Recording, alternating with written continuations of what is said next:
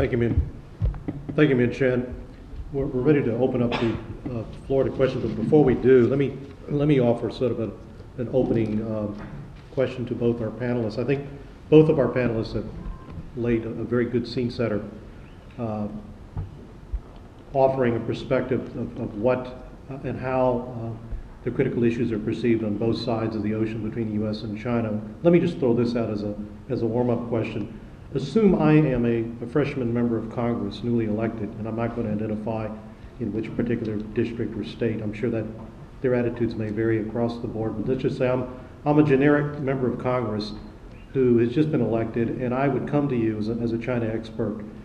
What could you tell me, in your opinion, would be the single biggest factor or variable that would strongly influence U.S.-China relations going forward that I, as a member of Congress, ought to pay careful attention to? I'm just kind of throw that out as a warm-up question, and if I could ask both our speakers to address that. I'll answer it essentially by picking up on Minxin's final point. You can't deal effectively with China if you don't know China. And frankly, members of Congress don't know China nearly well enough. It has not been popular to take foreign trips. I can tell you that when I was ambassador in China, when members of Congress came, and they did not come nearly enough, they were not junkets. They were hard-working trips, and the members learned an enormous amount. You need to get out of the coastal areas.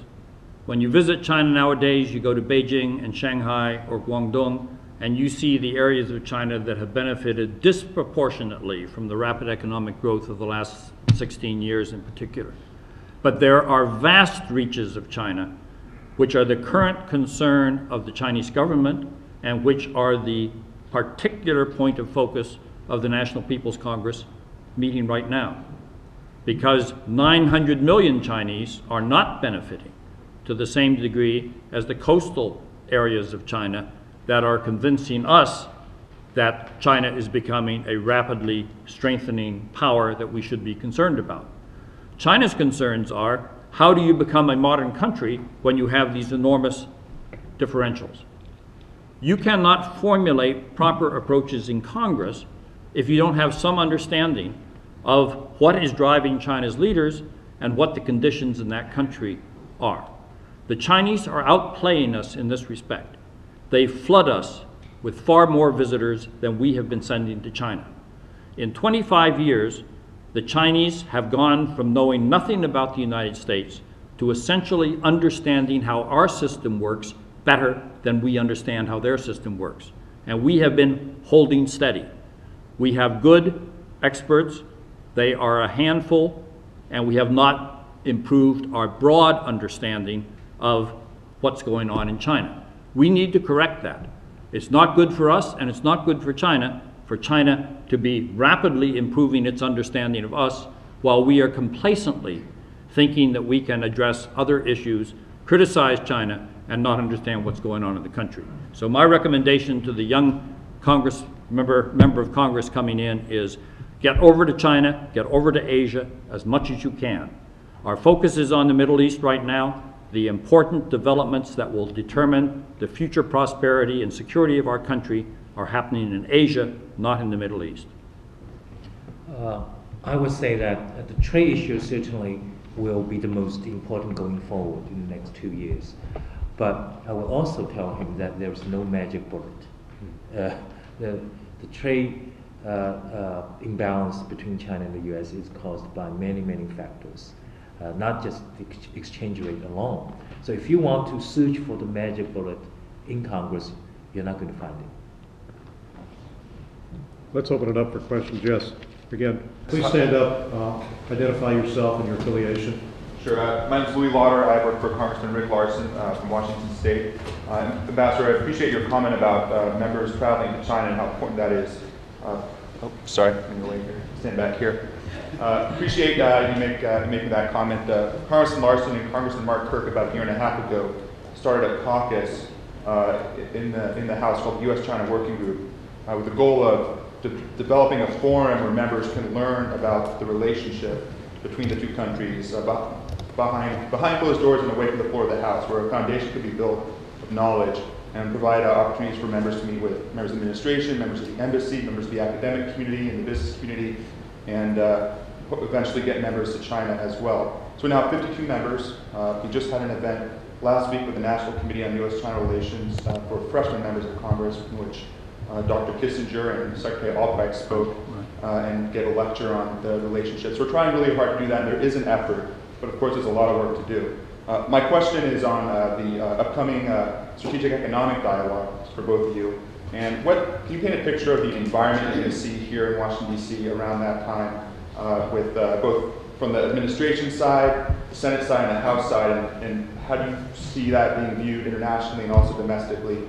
And how can we use that opportunity to better further the relationship and stability of the diplomatic relationship? You made a very important point about the serious efforts that are being made in Congress, and I've been watching these with, frankly, appreciation of trying to improve the way that members of Congress understand the China issue. I think part of it is a reaction to our response to the UNICAL bid by CNOOC, and a feeling in retrospect that our response was not a sophisticated one in terms of dealing with it. But I think there's a broader recognition that we need to have a better understanding of China. On the May session of the Strategic Economic Dialogue, I think the key issues are going to be the obvious ones: the exchange rate issue, the trade imbalance issues, intellectual property issues.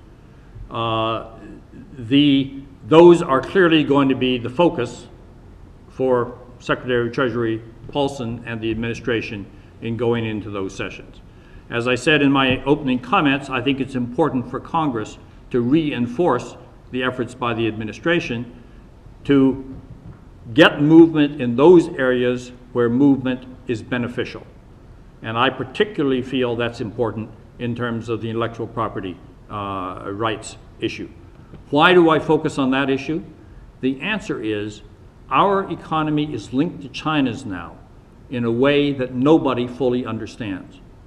The sharp drop in the Shanghai stock market a few days ago and the reaction it had in global stock markets shocked everybody, because they hadn't realized that a domestically traded stock market could have that much of an impact outside of China.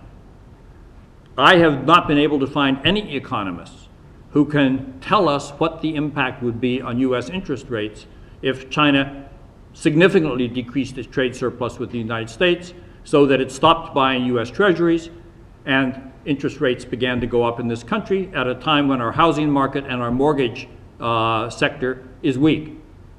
So the idea that we can forecast accurately what will happen if China does what we tell them they have to do, I think is insufficient for us to want to be too forward-leaning in those types of areas. I think that Minxin made a very important point. China is now the fourth largest and will be the third largest trading country in the world probably this year. And for a country of that magnitude in international trade to have an inflexible currency is not a healthy situation. So China does have to move toward more exchange rate flexibility, and Congress certainly should keep the pressure on that question. But demanding that they do a 5% or a 10% or a 25% appreciation of their currency would be asking for unpredictable consequences that might end up hurting us even more than it would damage China's interests. I think it might be helpful to communicate to the Chinese officials who are coming a critique of their performance in the first economic dialogue. I think, according to the media report, that dialogue really did not produce a lot, and the way it was handled did not encourage very substantive, intense exchange of views. So I think Secretary Paulson will do a good job preparing his team. We just don't know how, because this is a mutual effort, how the Chinese team will be prepared, briefed. So if some efforts can be made to not educate, to prepare them better for a much tougher, more skeptical Washington audience that will produce probably better results.